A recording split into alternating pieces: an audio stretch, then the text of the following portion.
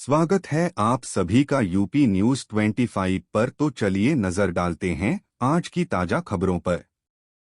CM योगी ने किया आगाह, ड्रग्स और मोबाइल से दूर रहे युवा, खोखला कर देगा शरीर और दिमाग। सीएम योगी आदित्यनाथ ने महाराणा प्रताप शिक्षा परिषद के 93वें संस्थापक सप्ताह समारोह के समापन अवसर पर युवाओं को ड्रग्स और मोबाइल की लत से दूर रहने की सख्त सलाह दी। उन्होंने कहा कि नशा शारीरिक और मानसिक स्वास्थ्य को कमजोर करता है और युवाओं का भविष्य प्रभावित करता है।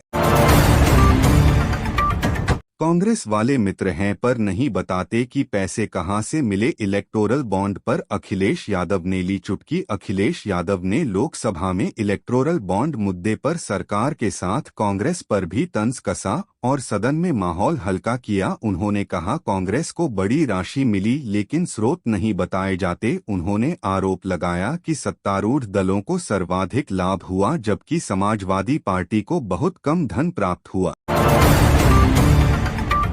यूपी में सरकारी शिक्षकों को बड़ी राहत, अब 1 घंटे देर से स्कूल पहुंचने पर भी नहीं माने जाएंगे अनुपस्थित। उत्तर प्रदेश में सरकारी शिक्षकों को नए निर्देशों के तहत स्कूल पहुंचने में 1 घंटे की देरी पर अनुपस्थित नहीं माना जाएगा। यह बदलाव उच्च स्तरीय समिति की संस्तुतियों पर लागू हुआ है। उपस्थिति अब प्रधानाध्यापक दर्ज करेंगे और किसी भी अनुपस्थिति मामले में बिना कारण बताओ नोटिस कार्रवाई नहीं की जाएगी। गोरखपुर में गरजे सीएम योगी। उत्तर प्रदेश के गोरखपुर में सीएम योगी आदित्यनाथ ने कहा कि जाति, क्षेत्र और भाषा के नाम पर समाज और देश को बांटने वाले जयचंद मीर जाफर जैसे हैं। उन्होंने चेताया कि सत्ता में आने पर यह केवल अपने परिवार के हित में विदेश में संपत्ति और होटल खरीदते हैं। योगी ने भेदभाव छोड़कर एकता और समानता पर जोर देने को देश के कल्याण के लिए जरूरी बताया। पीली वर्दी हाथों में डंडा, ओपी राजभर ने कर दी अपनी ही सेना, तैयार किए बड़े दावे। उत्तर प्रदेश में सुहेलदेव भारतीय समाज पार्टी प्रमुख और कैबिनेट मंत्री ओपी राजभर की नई राष्ट्रीय सुहेलदेव सेना चर्चा में है। पीली वर्दी और डंडे के साथ दिखाई दे रहे युवाओं को रिटायर्ड अधिकारियों और पुलिसकर्मियों द्वारा ट्रेनिंग दी जा रही है। ओपी राजभर का दावा है कि सेना में 1 लाख से अधिक युवा तैयार किए जाएंगे। आईजी एलआर कुमार करेंगे कफ सिरप मामले की जांच। एसआईटी के अध्यक्ष बने, 1 माह में सौंपेंगे रिपोर्ट। उत्तर प्रदेश में कोडन युक्त कफ सिरप की अवैध सप्लाई की जांच के लिए आईजी एलआर कुमार की अध्यक्षता में 3 सदस्यीय एसआईटी गठित की गई है। एसएसपी एसटीएफ सुशील घुले, चंद्रभान और सहायक आयुक्त अखिलेश जैन सदस्य बनाए गए हैं। अब तक 28 जिलों में 128 मुकदमे दर्ज हुए हैं। तुम चालान काटो हम बिजली काटेंगे। हापुड़ में विद्युतकर्मी बकायेदार में हुआ विवाद, पुलिस ने लिया एक्शन। हापुड़ के बहादुरगढ़ थाना क्षेत्र के ग्राम भसियाना में बिजली बिल वसूली को लेकर लाइनमैन और ग्रामीण के बीच विवाद हुआ। महिला द्वारा 112 पर कॉल के बाद पुलिस ने दोनों विद्युत कर्मियों को हिरासत में लेकर 151 में चालान किया। इससे नाराज कर्मियों ने विरोध स्वरूप थाने और चौकी की बिजली काट दी, जिससे हड़कंप मच गया। रास्ता किसी के बाप का है क्या, आखिर किस पर भड़के 104 एनकाउंटर करने वाले आजमगढ़ के एसएसपी डॉक्टर अनिल कुमार। उत्तर प्रदेश के आजमगढ़ में तेजतर्रार एसएसपी डॉ अनिल कुमार, जो 8 साल की सेवा में 104 एनकाउंटर कर चुके अधिकारी हैं, कोटेदारों के सड़क जाम पर भड़कते दिखे। वायरल वीडियो में उन्होंने चेतावनी दी, रास्ता क्यों रोका, यह रास्ता किसी के बाप का है क्या। उन्होंने स्पष्ट कहा कि आवागम बाधित करने का किसी को अधिकार नहीं है।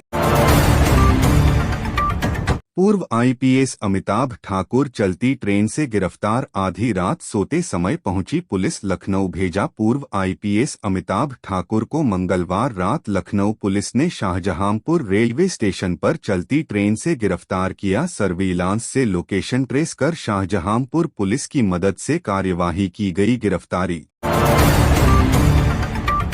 लखनऊ पहुंच रहे पीयूष गोयल 12 दिसंबर को बीजेपी प्रदेश अध्यक्ष का ऐलान संभव। उत्तर प्रदेश बीजेपी के नए प्रदेश अध्यक्ष के ऐलान को लेकर हलचल तेज हो गई है। 12 दिसंबर को नाम की घोषणा संभव मानी जा रही है। खरमास शुरू होने से पहले फैसला लेने की तैयारी है। साध्वी निरंजन ज्योति और बीएल वर्मा प्रमुख दावेदार बताए जा रहे हैं। केंद्रीय मंत्री पीयूष गोयल का लखनऊ द्वारा इस संभावना को मजबूत कर रहा है। झुग्गियों में उर्दू की किताबें और वीआईपी कैंप जैसी सुविधाएं। लखनऊ में घुसपैठियों के खिलाफ अभियान में खुलासा। लखनऊ के डालीबाग इलाके में अवैध रूप से रह रहे रोहिंग्या और बांग्लादेशियों के खिलाफ यूपी पुलिस ने अभियान चलाया। इसमें कई चौंकाने वाले खुलासे हुए। झुग्गियों में छापेमारी के दौरान जहां एक ओर संदिग्धों के आधार कार्ड असम के एक ही इलाके के मिले, वहीं दूसरी ओर उन झोपड़ियों में उर्दू की किताबें, बिजली के पंखे और कैंप जैसी सुविधाएं देखकर पुलिस भी हैरान रह गई। वंदे मातरम की आड़ में बेरोजगारी, महंगाई जैसे मुद्दों से ध्यान भटका रही आप सांसद संजय सिंह ने बीजेपी आरएसएस पर बोला हमला। उत्तर प्रदेश में संसद के विशेष सत्र के दौरान वंदे मातरम के 150 वर्ष पूरे होने पर हुई चर्चा में आप सांसद संजय सिंह ने बीजेपी और आरएसएस पर तीखा हमला बोला। उन्होंने आरोप लगाया कि सरकार वंदे मातरम की आड़ में बेरोजगारी, महंगाई, दलित पिछड़ों पर अन्याय और आर्थिक लूट जैसे मुद्दों से ध्यान भटका रही है। कचरा बिनने वाले बांग्लादेशी बड़ी सोसाइटियों के घरों तक पहुंचे। लखनऊ मेयर का दावा। उत्तर प्रदेश में लखनऊ की मेयर सुषमा खरकवाल ने दावा किया है कि कचरा बिनने वाले कथित बांग्लादेशी रोहिंग्या अब बड़ी सोसाइटियों के घरों तक पहुंच रहे हैं। कई लोग इन्हें झाड़ू पोछा और घरेलू कामों में लगा रहे हैं। मेयर ने कहा कि शहर में इनकी संख्या करीब 500 है, इसीलिए पहचान और सत्यापन बेहद जरूरी है।